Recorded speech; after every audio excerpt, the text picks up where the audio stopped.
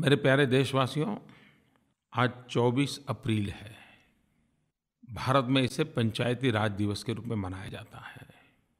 आज ही के दिन पंचायती राज व्यवस्था का हमारे देश में आरंभ हुआ था। और आज धीरे-धीरे पूरे देश में पंचायती राज व्यवस्था हमारी लोकतांत्रिक राज व्यवस्था की एक महत्वपूर्ण इकाई के रूप में सफलतापूर्वक कार्य कर रहा है। 14 अप्रैल बाबा साहब आम्बेडकर की 125वीं जयंती हम मना रहे थे और आज 24 अप्रैल पंचायती राज दिवस मना रहे हैं।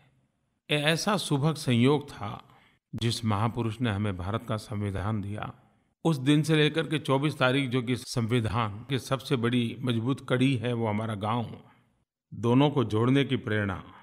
और इसलिए भारत सरकार ने राज्य सरकारों के सहयोग के साथ 14 अप्रैल से 24 अप्रैल 10 दिन ग्रामोदय से भारतोदय अभियान चलाया।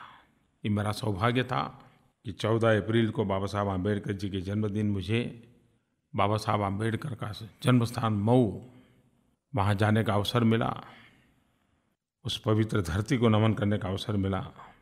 और आज 24 तारीख को मैं झारखंड में, जहाँ हमारे अधिकतम आदिवासी भाई बहन रहते हैं, उस प्रदेश में आज जाकर के पंचायती राज दिवस मनाने वाला हूँ।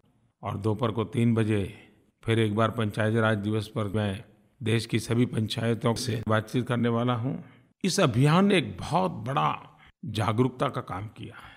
हिंदुस्तान के हर कोने में गांव के स्तर पर लोकतांत्रिक संस्थाएं कैसे मजबूत बने, गांव स्वयं आत्मनिर्भर कैसे बने, ग्राम स्वयं अपने विकास की योजना कैसे बनाए, इंफ्रास्ट्रक्चर का भी महत्व हो, सोशल इंफ्रास्ट्रक्चर का भी महत्व हो, गांव में ड्रॉप आउट ना हो, बच्चे स्कूल न छोड़ दें, बेटी बचाओ बेटी पढ़ाओ अभियान सफलतापूर्वक चले, बेटी का जन्मदिन गांव का महोत्सव बनना चाहिए। कई ऐसी योजनाएं, कुछ गांवों में तो फूड डोनेशन का कार्यक्रम हुआ।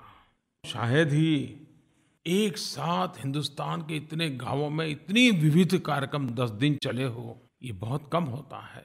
मैं सभी राज्य सरकारों को, ग्राम प्रधानों को इस बात के लिए बधाई देता हूँ कि आपने बहुत ही मौलिक तरीके से, नवीनता के साथ इस पूरे अवसर को गांव की भलाई के लिए, गांव के विकास के लिए, लोकतंत्र की मजबूती के लिए एक अवसर में परिवर्तित किया। गांवों में जो जागरूकता आई है, वही तो भारत उदय की गारंटी है।